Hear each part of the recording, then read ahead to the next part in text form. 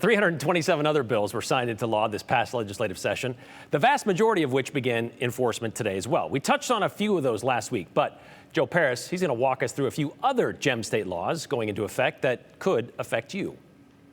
Hundreds of drug overdoses from fentanyl put pressure on Idaho lawmakers to do something about the growing drug crisis.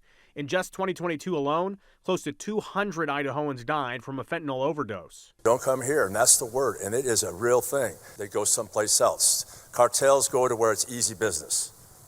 That's how it will go. So now into Idaho law, House Bill 406. Lawmakers passed mandatory minimums on fentanyl.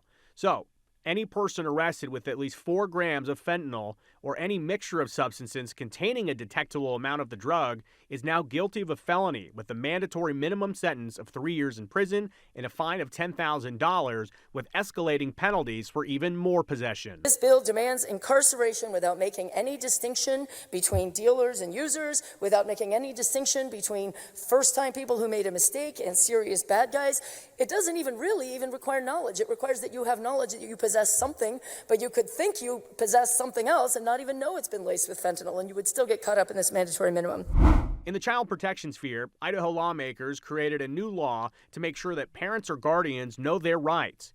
Now, anytime the Department of Health and Welfare investigates potential child abuse, neglect, or abandonment, they must tell parents about their rights, which include refusing to answer questions, the right to get an attorney, the right to refuse entry into their home or property, and the right to refuse questioning of their kids at their house or on their property unless there's a court order. And these notifications, they must be provided in writing within 72 hours of the first in-person contact. Health and Welfare thought this is a good idea, so they actually came up with this handout that you'll see that notifies parents, and they have been doing this. And so now what we want to do is just codify what they've been doing. Cash is king, goes the old saying, and a new Idaho law ensures that agencies of the state of Idaho must accept payments for any transactions in cash.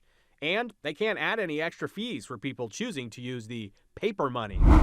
You can remove healthy sexual organs, but you can never create the healthy sexual function of the opposite sex in an individual who is not that sex. It's scientifically impossible. Lawmakers also decided that public funds cannot be used for transgender medical treatments like gender-affirming care. That includes state employees using health insurance and for adults that are covered by Medicaid. Republicans have branded the law as protecting tax dollars from costly procedures. Democrats and people we heard from at the State House argue it is shamefully singling out an already vulnerable Idahoan. It isn't blocking specific medications.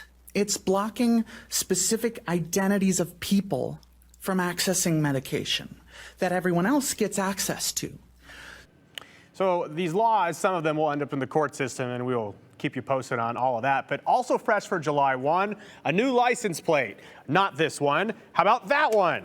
The State Board of Education will be the beneficiary of the Gadsden Don't Tread on Me license plate. No step on snake. This legislation further establishes a firearms safety grant fund and program for the purposes of firearms safety education.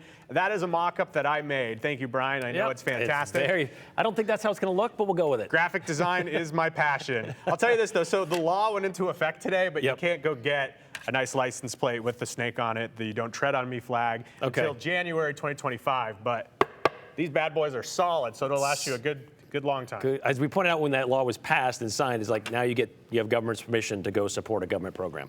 So yes, even though that's right, promoting the government not to be part of your life.